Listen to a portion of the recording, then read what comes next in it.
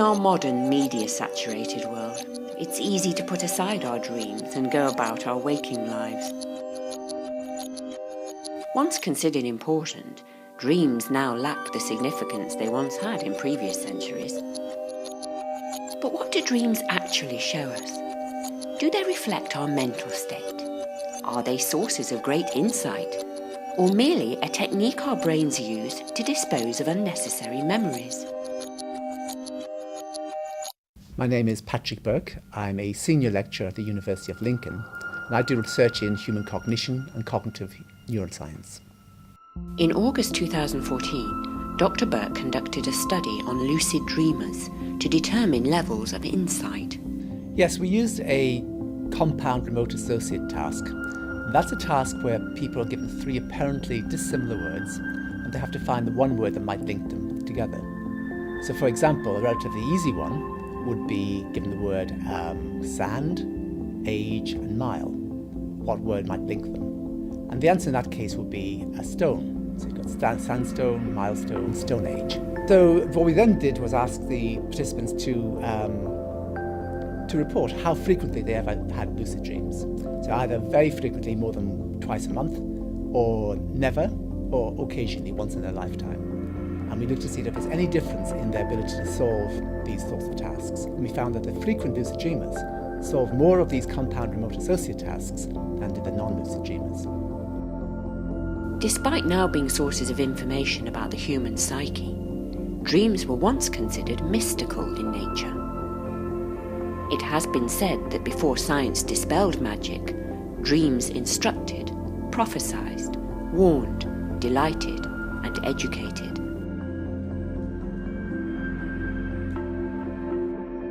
Additional work I've done on dream research has been very much around where the characters in dreams come from, where the things we recognise in dreams come from. So, for example, we ask whether or not we get people to record the dreams and say who was in the dream, and then to see were they strangers or were they people they knew? Were they friends? Were they family? Were they acquaintances? Were they people they just served them coffee that day in the street?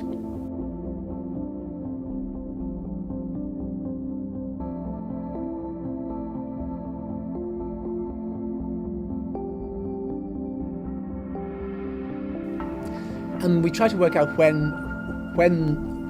it was the recency in which people encountered these people, or was it the importance of these people in their lives.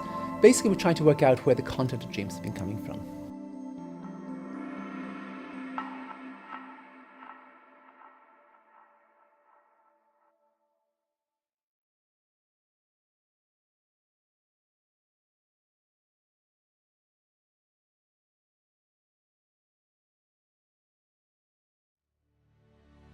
From the epic poet Homer's 8th century work, the Iliad, a dream is as a means of communication by Zeus, urging the poem's protagonist, Agamemnon, to attack the city of Troy.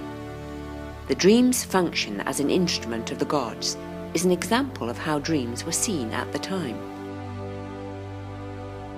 Supernatural, religious occurrences that happened to us, independent of our control.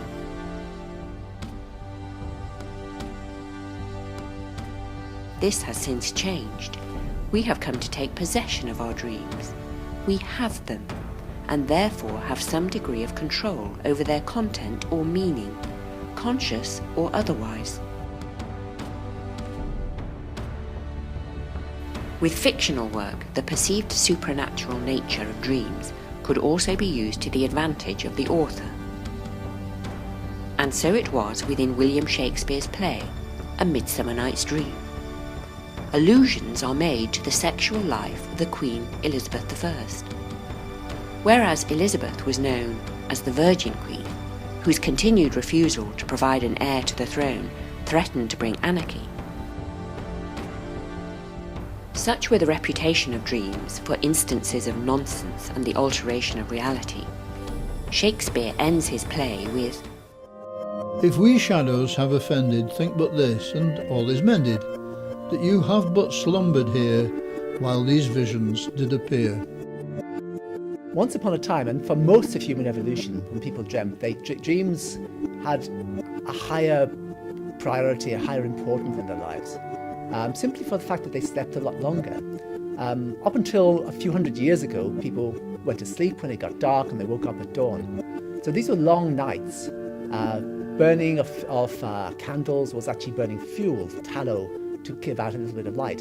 So essentially they fell asleep, they woke up, they lay in bed for a few hours, they fell back to sleep again. They had time to dream, to reflect on their dreams, they didn't get up straight away. And for that reason alone, I think people thought a lot more about their dreams. While Shakespeare took advantage of the perception of dreams as a cover for dangerous truths, dreams may have inadvertently had an effect on the Pendle witch trials of 1612, 16 years after the play was first performed. As part of the trials, a dream was admitted as evidence. Evidence that its dreamer, a woman named Elizabeth Suddens, was a witch. The fact that a dream was used as factual evidence in a court of law emphasises how much significance was given to dreams and their connotations.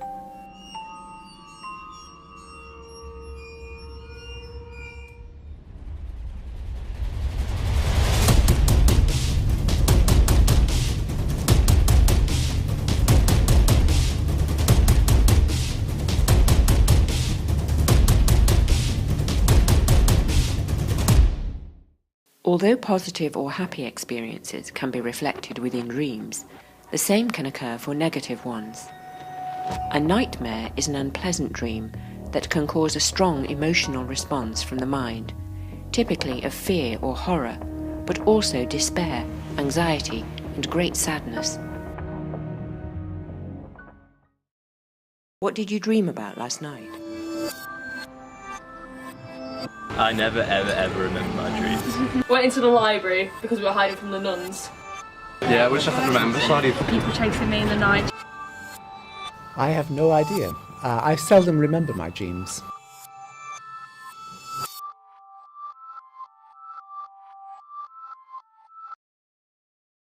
The perceived nonsense of dreams and their distance from reality has not discouraged the practice of dream interpretation, assigning meaning to dreams. One word, rubbish. They have no foundation in fact, or they've been around a very long time and they just get kept repeated and repeated. But there's no reason to believe that they make any sense whatsoever. The roots of dream interpretation stem from ancient societies, such as those in Egypt and Greece, due to their status as messages from the gods. Dream interpretation is very subjective. I think there's an assumption that somehow dreams hold some hidden meaning, some symbolic meaning, and that if we interpret them, we can understand something about ourselves. The dream I remember is one that always sticks out in my memory quite vividly. And it was a dream I had where I was freezing cold and falling, spiralling downwards and downwards.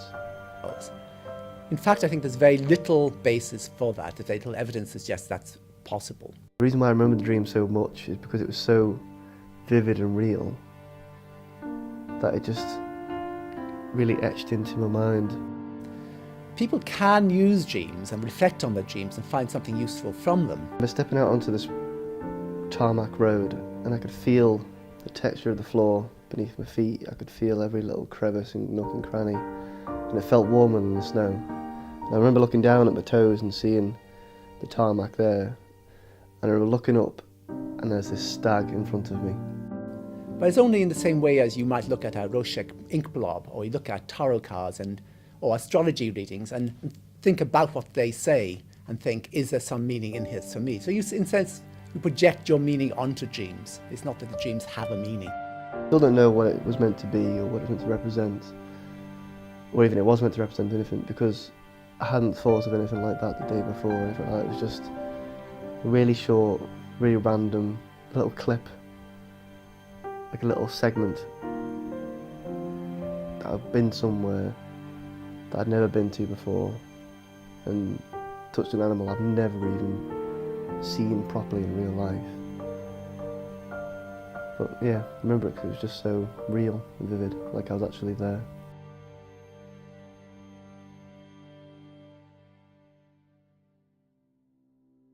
What is a dream in your opinion? Almost to answer what is a dream, you've got to think is what is waking life like. A dream is an experience, and it's an experience that is absolutely real. It feels, when you're in it, to be waking life.